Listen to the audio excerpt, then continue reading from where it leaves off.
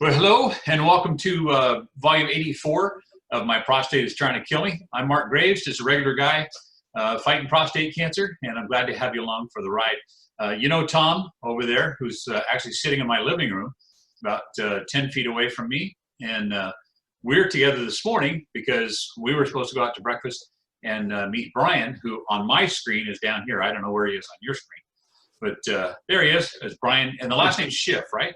Yes. Okay. You got to be careful with that one. Yeah. That's not the kind of last name you want to use after a few cocktails. Yeah, my parents almost named me Fuller. Oh. Yeah, that's like with me. My last name is Graves, and I named one of my kids Clayton, and he didn't like that. And I said, "Are you kidding me? You know, named after the Lone Ranger. What do you want? You know?" And there's no other kids in class named Clayton, and that's after I grew up being named Mark, and everybody in school was named Mark. And so I said, you know, it could have been worse. I could have named you Doug. I could have named you Philip. You know, there's all kinds of names I could have given you. Yeah. But anyways, you were going to fly up here this morning, and the cloud cover was too thick, so you didn't get to make it. So we are all wearing our prostate cancer T-shirts. There you go. Yes, and thank you very much for this T-shirt. I love it. I get a lot of comments on it. Fantastic. Yeah. So we're going to do our actual in-person eating at some other time, hopefully right after Thanksgiving. Yeah. We'll get together and do that. But in the meantime, we're going to do it via Zoom. So just the highlights real quick. You are a prostate cancer sufferer, and we met on Facebook. And so if you would, just, you know, tell us, you know, a little bit about yourself, what you do, how did you find out you had PC, and what so far have you done with it? Well, I pilot, so I go in for regular checkups. I'm a professional pilot, and because it beats working for a living, and I'm very immature, so it's a good job for me. Anyway, I have to get regular checkups, and my doctor said, hey, you know, you're getting to the age where you should probably start getting PSA blood work done, and this was in my mid-40s. I'm 53 now. So when I was about 45, 6, maybe 47, he said, let's do a PSA. And it came back at like 2.5. He's like, okay, you know, it's still low enough, but it's not the number, it's how much it changes that matters. So he goes, let's check it again in 6 months. So we checked it again in 6 months, and it was like 2.7 or 8 or 9, something like that. And then it was like another 6 months. I get medicals every 6 months, a physical exam. So 6 months after that, so at 1 year, it was 3.3. So it went from 2.5 to 3.3 in 1 year. And I guess the magic number that dings the bell is if it goes up more than 0.75 in 1 year. Mm-hmm. And mine did. It went up like 0.8 in 1 year. He says, all right, yeah, I'm not liking that. Let's go see a urologist. I'm going to send you to a urologist. I'm like, oh, I'm at the point in my life now where I'm getting sent to ISTs. You know, I didn't want that. So I went to the urologist, and I was fearing the finger, you know, and that's why I got this. And got checked, and he says, I don't feel anything, and let's do a biopsy. Right away, he wants to do a biopsy. I'm thinking, what's a biopsy like? And he explains it to me, and I start sinking in my seat. I'm like, I don't know. Is that really, can we just do another blood test in another year and see? He goes, we can, but I want to do a biopsy. And he was just wanting to jump into that, like right away, like next week, let's do it. And so I talked to some friends. I got referred to a different urologist, and she had smaller fingers, which was a much better deal. And she came very highly recommended. Realize how important that is. Yeah. Now, it's not so much the size of your tool as the vengeance of your force, because I've been telling my wife that my whole life. But while she did have smaller fingers, she was pretty aggressive. Ooh. Yeah. So anyway, she said, no, let's surveillance here. Let's just watch this and see you're not critical yet. And so we were doing blood tests every 6 months, and it was creeping. And then it kind of did a jump to like 6 or something like that.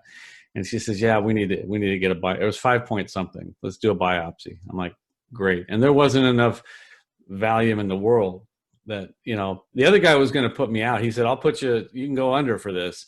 But this urologist, she said, no, you're fine. It's not a big deal. It'll take 10 minutes. We'll be done. I'm like, I've had some pretty bad 10-minute experiences in my flying career. You know, that could be an eternity. And anyway, so we did it. You know, it wasn't pleasant, and it came back positive. And after all the research, and I wish I'd have known about the Facebook site Yeah, before. me too. And, I didn't know about it. I didn't get on there until after my surgery. Anyway, I did the research, got into the surgery, and it was November of 2019. I had the radical prostatectomy.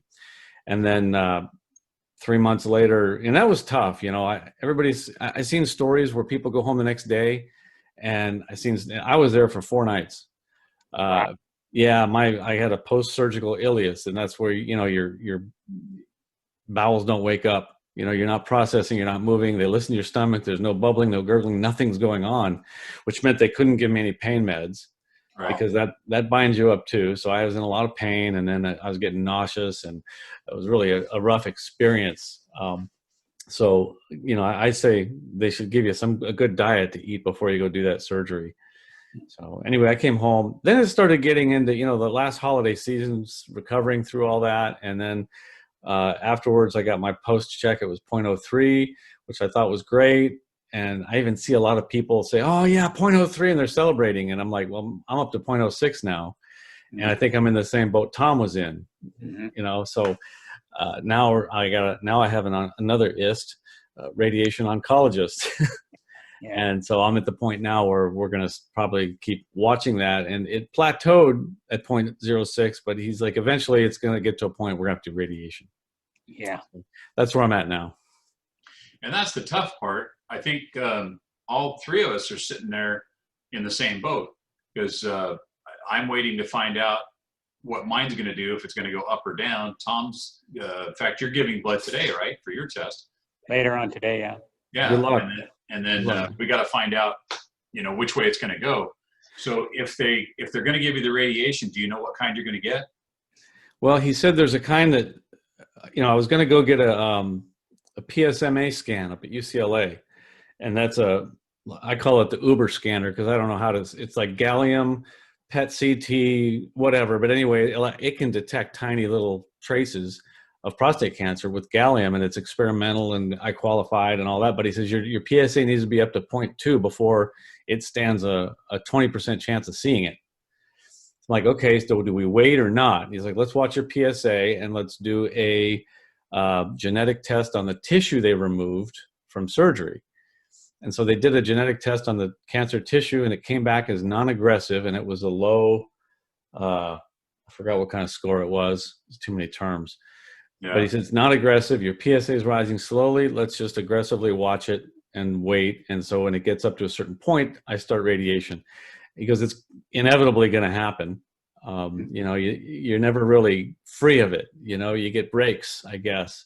Mm-hmm. Maybe some lucky people are totally free of it. But, I got really bummed out, and that's what got me onto the Facebook page, because my wife is like, she's a great, great support for me. I mean, she's huge. I don't know what I'd do without her. But she's like, maybe you need to go find one of those, a support group or something. And so I'm picturing donuts and coffee at the community center, sitting in a circle of chairs, and going, no, I'm not doing that. and maybe for the coffee and donuts, but I got on Facebook and I found that group, and I thought, holy cow, what a resource that was.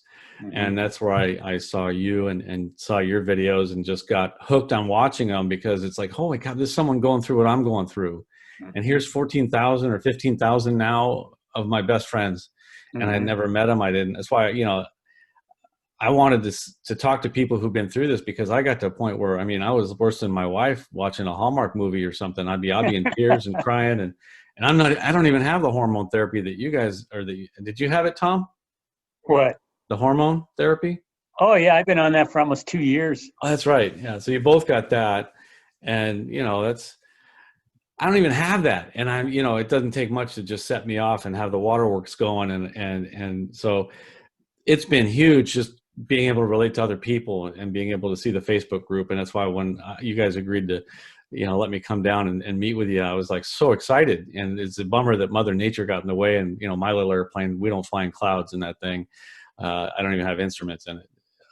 It's for aerobatics and fun. But so anyway, I was disappointed that I didn't get down there to see it, but I really am looking forward to that and talking to people who've been through this. And that's what your videos are really helpful with. Good, because that's what it all started out as. you know, Yeah. and like I said, Tom and I, you know, we always talk about the silver linings and trying to find the good things. And it is, you know, what do we have? 15,000 friends now that, Yeah. you know, that are going through what we're going through. Yeah. And it's really weird. And just to take a little squirrel trip here for a second, did you guys see the post that I want to say it was Saturday that some guy put up there who was signing off? He said, Yeah. "You know, I can't take this anymore." Oh my gosh. Wow. Yes. I was in tears reading that. And I know Tom commented on it, but man, that one just ripped me. You know, it's like, how bad does it have to be for you to get on there and say, I can't talk to you guys anymore? You know, it's like, wow. Yeah. I can't, you know, that's why, you know, I can't not comment on those when I see them. And then when people are about to go into surgery and say, oh, I'm going in for my RP, and you can't not comment, because even if they don't read them all, to see that number grow has got to be huge. Just to know, hey, I got 200 people gave me a, you know, one of these, and to know that they're all there with you. You know, Yeah. I think the biggest part of after this and the depression that I had was I just felt all alone. You know, like, I got my wife and family, I got great friends, I have an enormous support system, and yet I feel all alone because none of them are going through this. Yeah. Right. Yeah. Well, it's like we've talked before about that.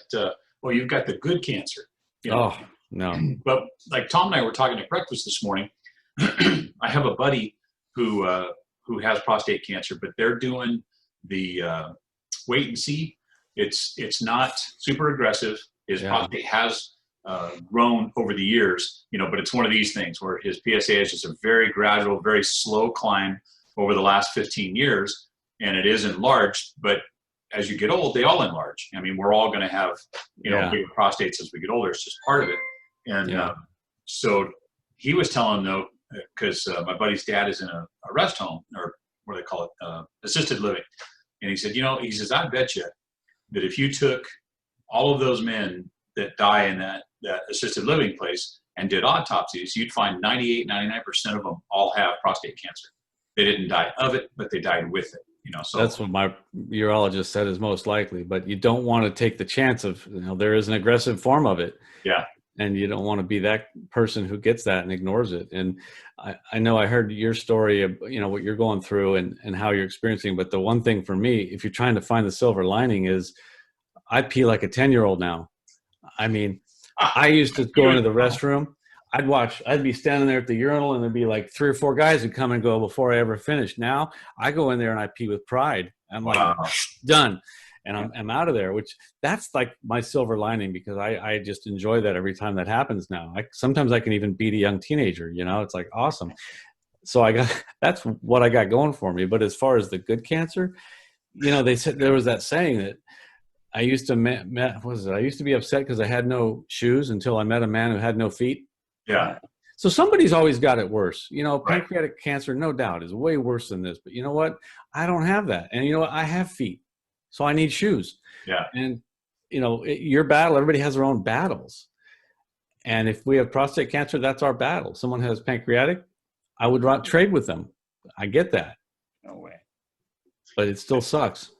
It's funny. Tom just posted up over the weekend on the Facebook page about the pee, you know, being able to have that great stream. And I never had that. My entire life, I've never had that. My prostate always sat low, so it crushed my urethra. So now you're the 2 guys that I used to hate, man. I'd walk into the bathroom, same thing. So stage fright to start with. Yeah. Trying to get things going. Right. And then not having a decent stream. And then some guy walks in next to me and sounds like a fire hose, you know. You'd be like, you son of a I've been there. I know it. I do appreciate that. Yeah. So, and I'm still up in the air. I don't know if I'll ever be able to use mine again or not. I got that tube, you know, the catheter. And so if at some point I could start to pee out of it, I'd be real happy to go back to, you know, to normal. Even if it's a slow stream, I would rather. Are there good odds of this, or have you, what does the doctor say? I have no idea yet. Have no idea. Tom's got who sounds like a miracle worker, the guy that did his surgery. So after we find out if I'm going to chemo or anything, then I'm going to hook up with his doctor, his surgeon, and see if there's any way that they can, you know, build me a new urethra, because I don't have a prostate anymore. It's just the tumor, because the cancer ate the whole thing. And so all I have is a bumpy mass in there. and right through the middle of it is my urethra. So it's crushed where I can.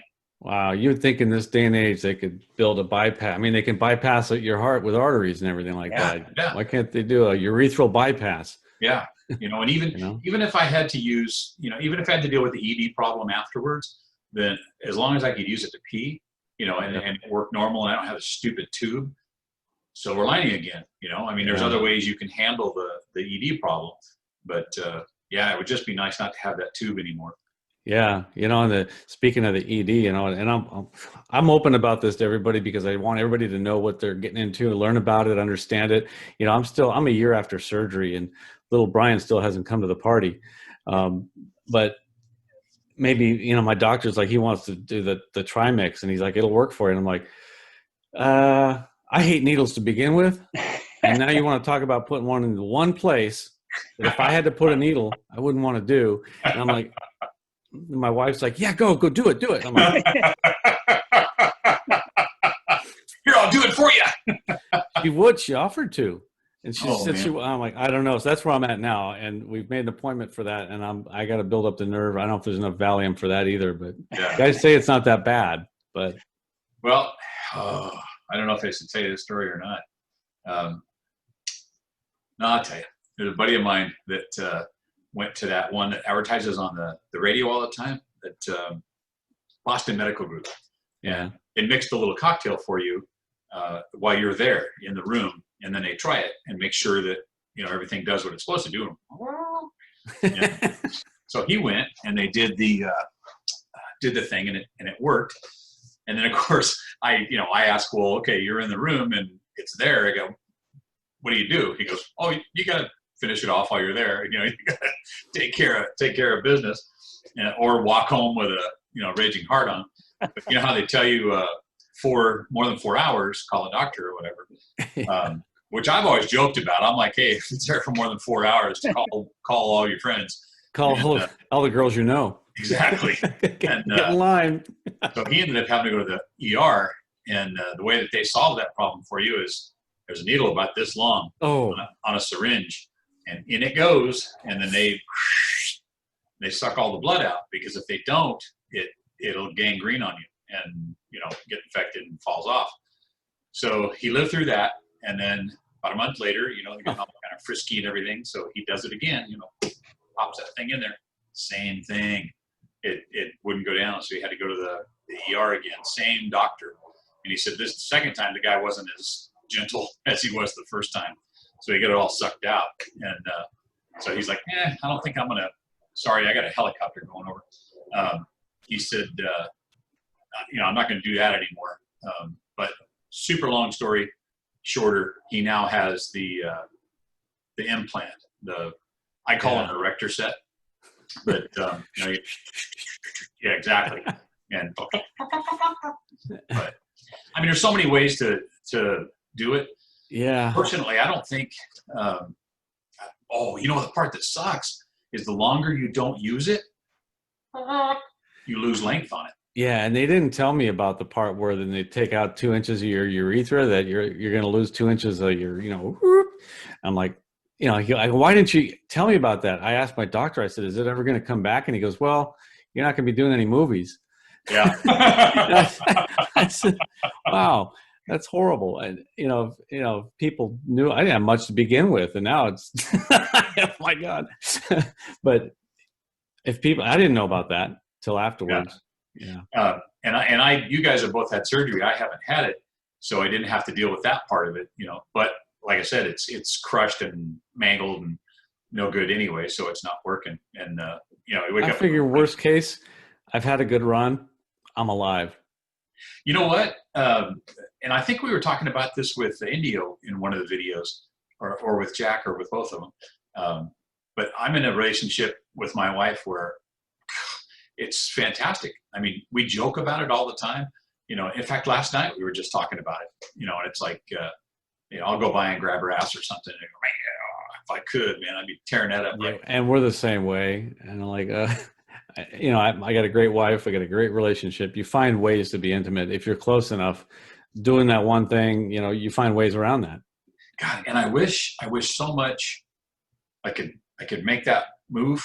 You know, I haven't gotten there yet. I still feel so inadequate that, you know, it's going to take a lot to be able to get into that bed and know that, you know, I'm not going to perform like I used to, you know, and hell, I mean, there's tons of other ways, you know, to make it work, but it's just still, you know, in the back of your head, you can't get that out of there. Yeah. Well, you feel like less of a man. You know, yeah. Yeah. You feel like less of a man, but she's just as happy. She's like, I'm actually happy you can't, you know, do that thing to me. There's other ways. There's all kinds of ways, and I can definitely make her happy. There's no doubt. Oh yeah. But it's just you feel less adequate. You feel like less of a man. That's all part of where the depression starts setting in. You feel like your manhood's been taken away. Exactly. And then the loop run just kills any desire. So, it does. Yeah. So, like, yeah, we haven't done anything either. I mean, we've tried a couple of times, but she says she doesn't want to do it if I'm not into it, because then it's like I'm just doing a job or something. Right, and you wouldn't want to if she wasn't into it. Yeah. Yeah, I mean, we're the same. I get that, and I don't know if when I start radiation, if I'm gonna, you know, get the ADT, you know, well or not. Yeah, I don't know if I'm gonna get the hormone therapy or not with it. It's a yes or no. We don't know yet, but you know, it'll be interesting, you know.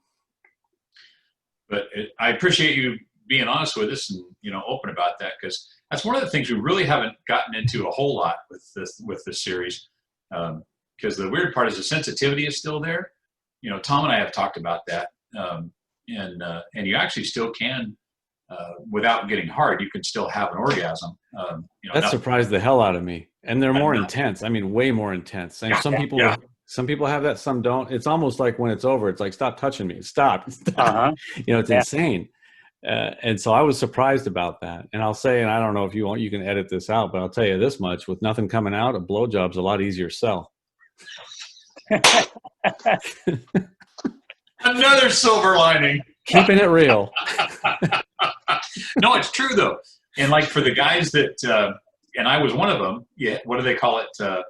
Retrograde ejaculation, where nothing came out. The dry shooters club. Before the surgery, I mean, before the radiation, all that kind of stuff, there was just, you know, nothing came out. It went back in the other way because the prostate wasn't working. The prostate wasn't working right. Right. So, yeah.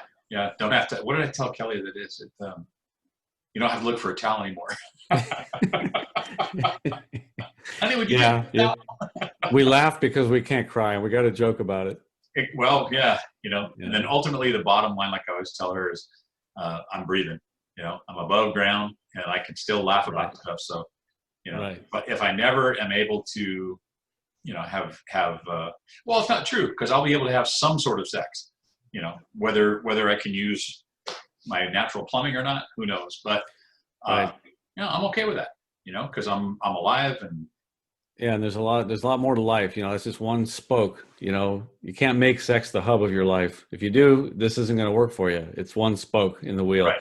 And I've found that my relationship with friends and family and my priorities, this has really given me a new alignment on what's important in life. Didn't it? Yeah. That's crazy. Yeah, Tom and I have talked about that. You know, it's just kind of like that little wake-up call. You know, hey, you. Yeah, and you know, you seem all normal. Like we all seem normal right now. Nobody can look at us and say, "Oh, you look like you're suffering, or you have something wrong with you." But yet, there are so many little things that go along with the recovery of going along with this that you just can't. Nobody knows about, and I guess that's what we talk about here, and what you're talking about, so people can know about it, and what people post on the forum. I mean, even to this day, a year after surgery, going number 2, you know, is a big thing for me, and I got to take care of what I eat. And sometimes I need help, and then sometimes it's an event, and sometimes it's the most painful thing, like I'm giving birth. You know. Oh yeah. Yeah. Tom knows about that. Yeah. You're not very chatty this morning, Tom. Me? I'm just listening. Well, you're going to be chatty. I'm going to be asking all about radiation, for both of you guys, I guess, more if and when I start it. That's for sure. It's not bad. Since you're not on hormones, I don't know if you'll go on hormones for it, but yeah, that right in the middle, man, the massive diarrhea. Oh, it's horrid.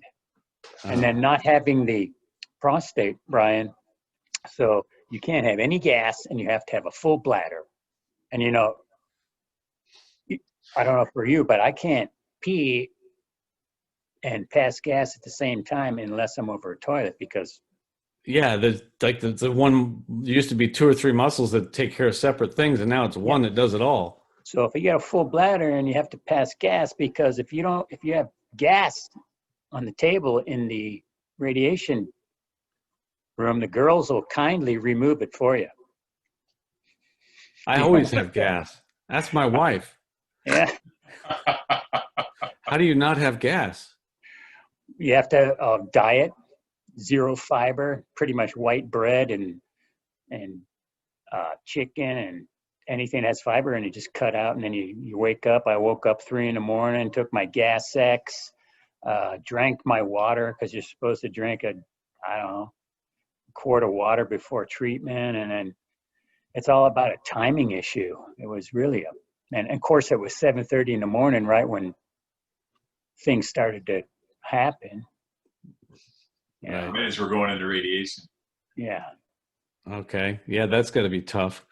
I remember after the prostatectomy, and I had to do before they pull the tube, Catheter. the catheter out. Yeah, they wanted to test for leaks.